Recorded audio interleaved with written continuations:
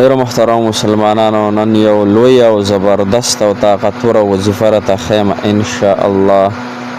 د حسبي ربي مربي د یو داسې وظیفه را چې کم انختلی کار وي، کم ناممکن حاجت وي نه پوره کیږي، هغه به ان شاء الله الله تعالی پوره کوي. کمه ناممکنه خادي ده یا رشته ده یا محبت دی یا قرضونه وغیره دي یا د کامو او یا د ویزو مسلې دي یا د نوکرۍ دي یا په زندګۍ کې چې څومره غټ نه غټ لوی نه لوی حاجات دي او هغه حاجات د پوره کېدو نوم نه علي، نو ان شاء الله د دې وظیفې سره به هغه الله جل شانه په خپلې طریقې سره سر ته رسي او دا حاجات به د الله جل شانه پوره کوي.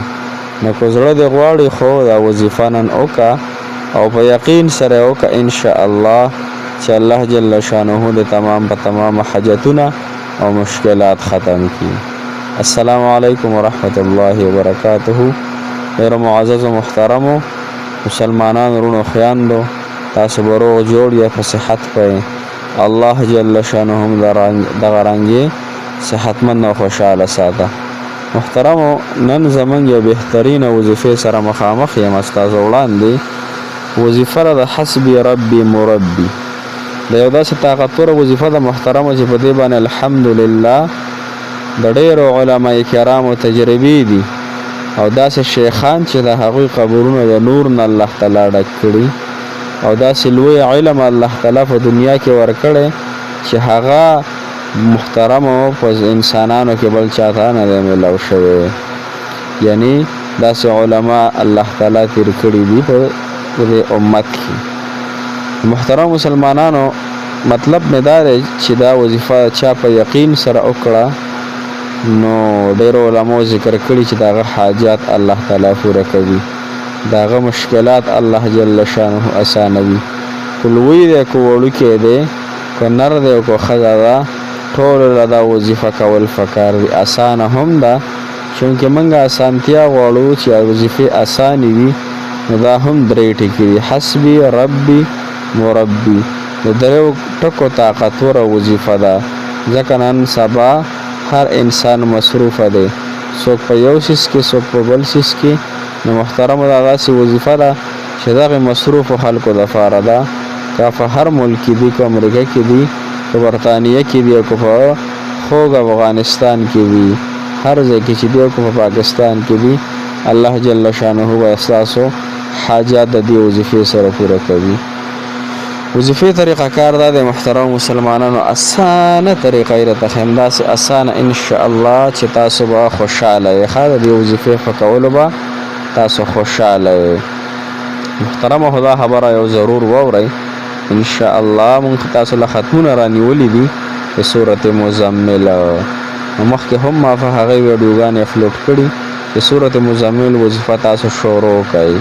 روزانه او یا مرتبه د خپل حاجاتو دپاره وایئ. موږ به هم درله پکې 240 پیرې وایو. صحیح ده، چا ته چې ضرورت وي، د چا څه مسله وي، حاجت وي، موږ سره رابطه کولی شئ. نو وظیفه دغه د حسبي ربي مربي او دا به تاسو ډېرو علماو نه ذکر کړي اورېدلي وي، خو زه درته یو نن داسې عالم یم چې هغه فرمایي محترم مسلمانانو چې چاته د دنیا څومره مشکلات لوی دي یا واړه دي، یا په هغه ټایم پوره کول دي یا بې ټایمه پوره کول دي یا ارجنټ پوره کول دي، نو په دې الفاظو به الله جل شانه پوره کوي. صحیح شوه که نه؟ او مولانا څوک ته تاسو به پیژنئ هم، مولانا بجلیګر رحمت الله علیه. دا یو لوی عالم تیر شوی دی او مسند یعنی بهترین عالم دی، حقانی عالم دی. نو هغه ذکر کړي چې چا داسې حاجت راشي نو چلته پھرته، یعنی په ولاړه، په ناسته، په ملاسته، په هر حال کې زنانه په بیماری کې هم کولی شي. په هر حالاتو کې دا درې ټکي وظیفه کوي تاسو ان شاء الله. شمارئ ما او که یو انسان وایي چې زه شمارم نو بیا د 314 پیرې وي یا د 1111 پیرې وي یا د 600 او 650 مرتبه وي. محترمو، ان شاء الله د هغې نفس په دعا غواړي، زړه کې به حاجت راولي الله جل شانه به د خپل خزانو نه پوره کوي. کومې خزانې چې مالامال دي، کومې خزانو کې چې کمې نه راځي، هغه رب کریم به زما او ستاسو حامی و ناصر مددګار کېږي. محترمه دغه زموږ وظیفه وه. څونه مشکلات چې دي د هغې دپاره انشاءالله تاسو آسان ټکي دي انشاءالله دا حسبي ربي مربي حسبي ربي مربي دا شروع کوئ. موږ ته هم دعاګانې کوي، موږ تاسو ته دعاګانې کوو انشاءالله. عمرې له مې هم الله جل شانه بوزي په چې تاریخ باندې انشاءالله. زم به تاسو ته به ډېرې ډېرې دعاګانې کوم انشاءالله، خاص د الله جل شانه د رضا دپاره، خصوصا د دې امت دپاره او د دې مسلمانانو دپاره. نن مسلمانان محترمو ډېر زیات هغه ګیر دي. نو الله تعالی د ټولو مسلمانانو چې په هر ملک کې دی، په هر وطن کې ژوند کوي، الله تعالی د سره خپل مدد شامل حال کړي. او الله تعالی د زموږ په دعاګانو کې، زموږ په منځونو کې او زموږ په هغه کې د هغوی حصه وکړي، هغوی ته خصوصي دعاګانې کوئ.